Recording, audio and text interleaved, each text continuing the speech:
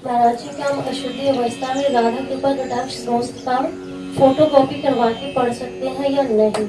उसे याद हो गया हो तो आप चिंतन ऐसे कर सकते हैं, वगैरह ग्रंथ लेकर पढ़ना निषेध है। 3 दिन पवित्र दशा में भगवत चिंतन कर सकती है, जो पाठ याद है उसको सुमिरन कर सकती है। माला लेना, ठाकुर सेवा करना, रसोई बनाना, ग्रंथ पढ़ना, एक गृहस्थ धर्म में जो माता बहनें 3 दिन पवित्र रहती हैं नहीं करना चाहिए। ऐसी शास्त्र मर्यादा है।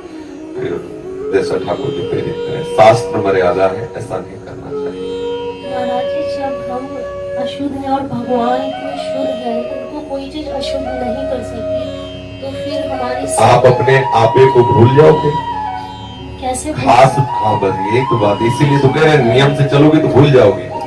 नियम से चलोगी, बनाई हुई मर्यादा से चलोगी तो शरीर भान भूल जाओगी।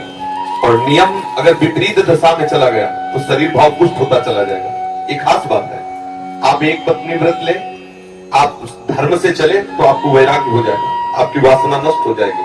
दवा अगर नियम से खाओगे ना, रोग नष्ट हो जाएगा। और आप व्यभिचार करें, चाहे जितना करते चले जाए, आपकी वासना बढ़ती चली जाएगी, आपकी गंदगी बढ़ती चली जाएगी। ये नियम है वही चेष्टा।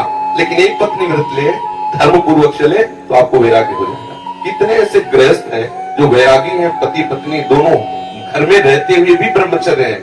और कितने ऐसे कि देखो, बोले कितने साल, बोले 90 साल के, तो बोले क्या पूरा जीवन हो गया, खाक बटोरते हैं काम, वही के वही खड़े। सब सुलझने की बात है।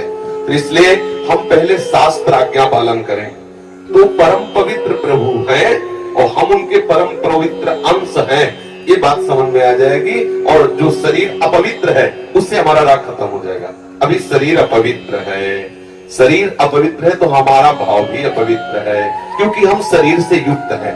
आप कभी ये मानती हो कि मेरा शरीर अपवित्र हुआ? मैं नहीं। उस समय यही रहता है कि मैं अपवित्र हूँ, रहता है ना। मैं जैसे हम शौचालय से निकले तो हम ये नहीं मानेंगे कि मैं आत्मस्वरूप हूँ, मेरा शरीर अपवित्र है लेकिन मैं पवित्र हूँ। अगर शरीर का स्मरण आ रहा है तो अभी आप शरीर भाव में हैं। और जिन महापुरुषों का छूट गए पड़े रहते हैं अवधूत स्थिति में, भगवान उनके साथ खेलते रहते हैं। उस स्थिति तक पहुंचने के लिए हमें तर्क छोड़कर शास्त्र आज्ञा पालन करना पड़ेगा। शास्त्र की कृपा से, गुरु आज्ञा की कृपा से वो स्थिति आ जाती है। जब शरीर भाव से ऊपर उठ गए फिर क्या, फिर तो कोई परेशानी नहीं। चाहे लघु शंका के पड़े हो, चाहे शौच के पड़े हो, शरीर अपवित्र है लेकिन वो परम पवित्र प्रभु में रमण कर रहा है। अभी हमारी दशा ऐसी नहीं है।